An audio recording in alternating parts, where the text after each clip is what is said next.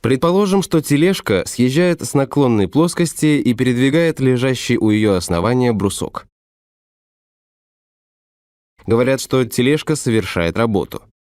Действительно, она действует на брусок с некоторой силой упругости, и брусок при этом перемещается.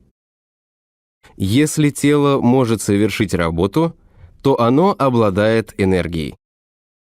Энергию обозначают буквой Е. Единица энергии – джоуль. Падая с высоты на землю, тело совершает работу. Так ударник копра при падении забивает сваю. При этом совершается работа против сил сопротивления Земли. Поднятый наверх ударник копра снова запасает энергию. Потенциальная энергия зависит от массы тела и высоты, на которую оно поднято. Чтобы забить сваю, масса ударника копра должна быть достаточно большой. Если с той же высоты h, на которой находится ударник, упадет легкое тело, то работа мяча будет столь незначительна, что свая останется неподвижной. Обладает потенциальной энергией и любое деформированное тело. Так, растянутая дверная пружина, сжимаясь, приводит в движение дверь. Деформированная тетива лука для стрельбы совершает работу, сообщает скорость стреле. Следовательно, при деформации тетива, так же как и дверная пружина, запасает потенциальную энергию. Любое движущееся тело обладает кинетической энергией. Кинетическая энергия движущегося воздуха, ветра, вращает флюгера, лопасти ветряных двигателей, ветряков. Кинетическая энергия шара Бабы, экскаватора с шаровым рыхлителем, используется для разрушения зданий, подлежащих сносу. Рассмотрим на модели принцип действия этой машины. На одну и ту же высоту отклоним шарики разной массы, закрепленные на одном уровне, и отпустим. Шарик большей массы при ударе о брусок сдвинет его с места на большее расстояние.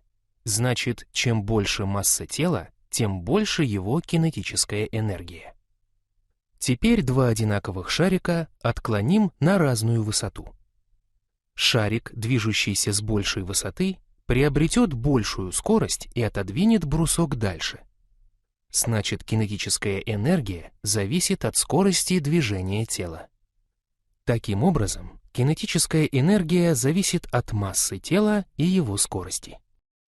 Поднятый на высоту упругий мяч обладает потенциальной энергией относительно пола. Его скорость в этот момент в точке А равна нулю. По мере падения она будет увеличиваться, а высота подъема уменьшаться. Значит, кинетическая энергия мяча увеличивается, а потенциальная уменьшается. К моменту удара о пол, точка Б, потенциальная энергия мяча станет равной нулю, а кинетическая приобретет наибольшее значение. Поскольку мяч упругий, после удара он отскочит от пола, и его кинетическая энергия будет превращаться в потенциальную по мере подъема. В наивысшей точке подъема потенциальная энергия снова станет максимальной, а кинетическая равной нулю. Воспользуемся установкой, состоящей из шара, закрепленного двумя упругими пружинами. Если отвести шар в сторону, положение А, и отпустить, то он начнет двигаться благодаря действию упругих пружин.